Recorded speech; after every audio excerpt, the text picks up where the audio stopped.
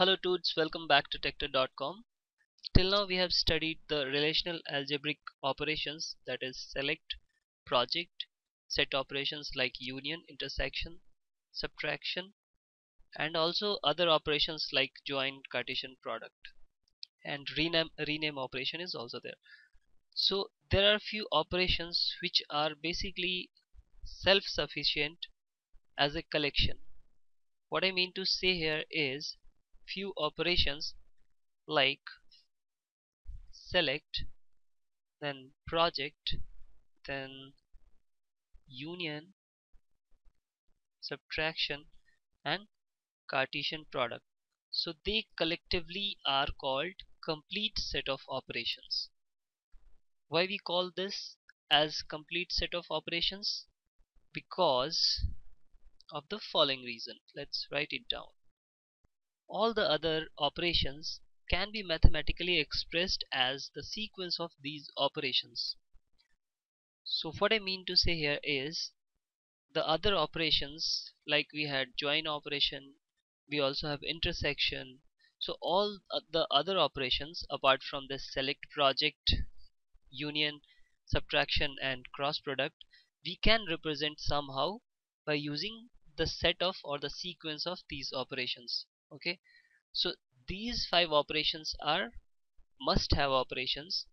Okay, and apart from this other operations can be represented. For example, we also have division, so that can be somehow represented with the help of the different arrangement or sequence of these five operations. Okay, so that's why these five operations are collectively known as complete set of operations. Now we will have an example to see how it works. So we will see the example of intersection. So let's say I want to find R intersection S with the help of these complete set of operations. Okay, so this intersection can be represented as R union S and followed by subtraction of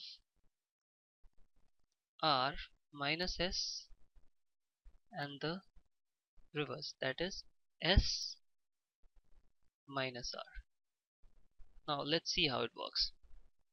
Okay, so if we consider the Venn diagram of R intersection S, by definition this is what it means, that the portion which is common to R, so this is basically R and this is S. Okay, so this is R intersection S, so I'll write it here, R intersection S. Fine. Now we have to find out this section without using this intersection, concept of intersection. So let's try this.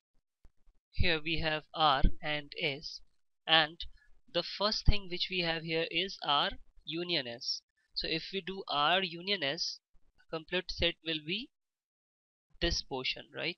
From here, this entire portion of R and S. Fine, this one.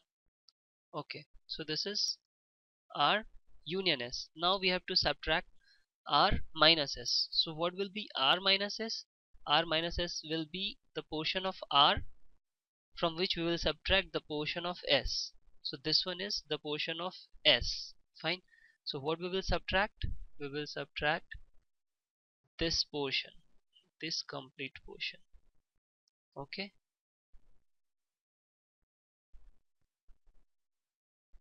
So this one is R minus S, which is subtracted basically. So this is complete R and this is S. Okay, so this will be subtracted, this portion, and this will be R minus S. So let's write it down. This is R minus S. Similarly, S minus R, what will be S minus R? So from the complete portion of S, we will subtract the portion of R. Okay, so this will be S minus R. Well, S minus R. Fine. And the union of this. Okay, so the union of this will be the complete set, that is this one and this one. Okay, so from R minus S, R union S, which was this complete all the portion, and we are subtracting the union of R minus S and S minus R, that is this portion from here to here. Okay, this portion, this portion, okay, and this portion we are subtracting, right? This portion, fine. So the remaining portion is which one? The remaining portion is this, right? This one. This is our resulting portion, fine.